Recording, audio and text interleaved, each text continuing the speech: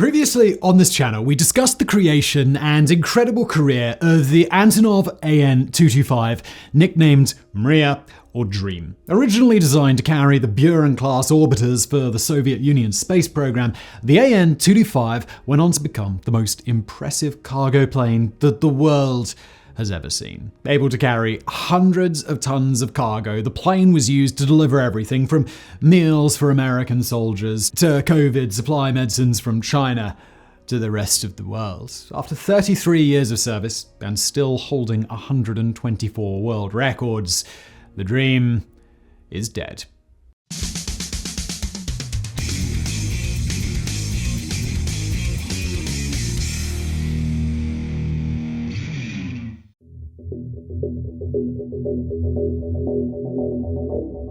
The massive plane had been parked at the Hostomel airfield near Kyiv in late February when the Russian invasion of Ukraine began. The early days of the invasion were focused primarily on airfields and military bases, meaning that Hostomel, with its proximity to the capital city of Kyiv, would be a prime target. On February the 27th, as Russian forces marched forward toward the airfield, orders were given for the plane to take off. Unfortunately, one of its engines had been dismantled for repairs, so it was not in any condition to fly. Early reports throughout the day were vague, as the true condition of the An-225 was not yet known. Satellite images from Maxar Technologies showed serious damage to the hangar that housed the plane, and late that morning, NASA satellites detected multiple fires at the airfield. It is unclear whether the fires were the result of explosions from military strikes or whether they were intentionally set. Either is possible, but it is believed that the destruction of the An-225 was completely intentional. According to state-run defense manufacturer Ukroboronprom, quote,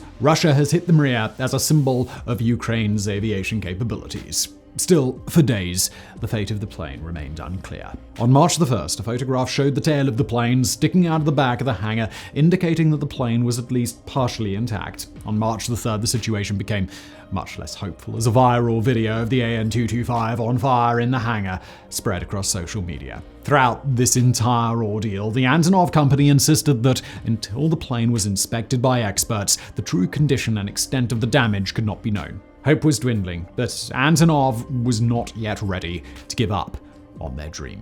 The following day, though, March the 4th, definitive proof of the plane's destruction would come from Russia itself as they showed the first clear images of the destroyed plane on the state-operated Channel 1 television station.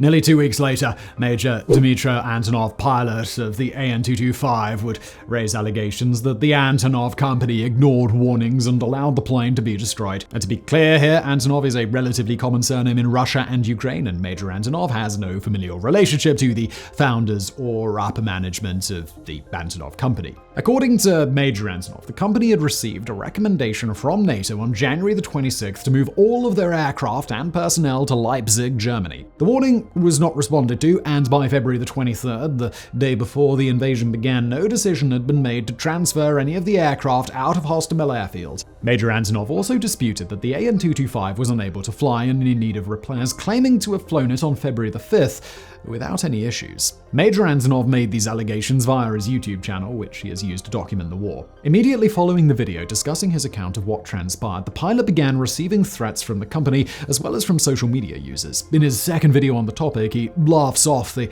Antonov company's threats of revenge, saying, "Such a small revenge, they blocked my phone number." Presumably, something was lost in translation, and he was saying that they had disconnected his company-issued cell phone. This video was recorded while he stood in line outside a Vodafone store to restore his cell service. The allegations from Major Antonov did not simply stop at inaction, however. He asserts that rather than taking action to protect the aircraft, the top management from the Antonov company instead flew to Leipzig themselves to raid the Antonov Logistics Salas office of vital documents 2 weeks before the Russian invasion began.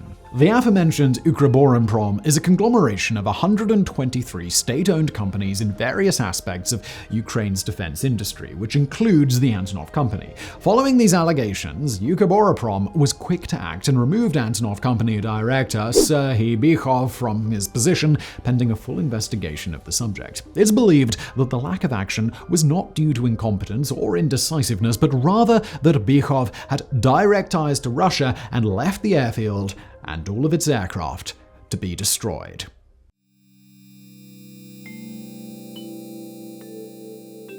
With the destruction of the world's heaviest plane, people quickly sought out comparisons to other existing aircraft. The An-225 has a cult following due to its seemingly impossible size, and fans of the plane quickly remembered why this particular aircraft was beloved by so many. There is no other plane in the world that can hold a candle to the capabilities of the An-225. While there are other planes that could compare to its size, there are no planes that rival its sheer cargo capacity. The closest comparison is Lockheed's C-5 Galaxy, the US Air Force's largest airlifter. At approximately 90% of the length and with 75% the wingspan of the An-225, the C-5 Galaxy sounds like it could be a contender.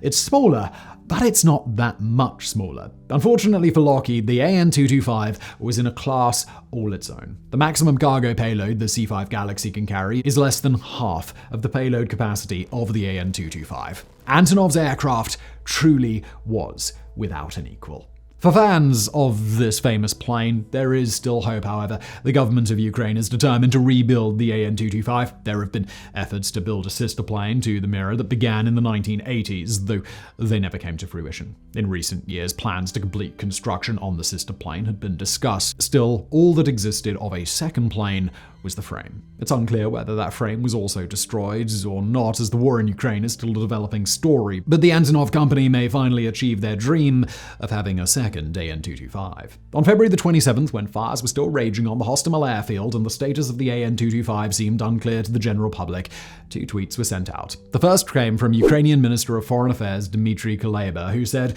"Russia may have destroyed our Mriya, but they will never be able to destroy our dream of a strong, free, and democratic European state. We shall prevail." It was a hopeful sentiment for the people of Ukraine, but it was the follow-up tweet 1 hour later from the Ukrainian government's official Twitter accounts that would make the fate of the plane clear.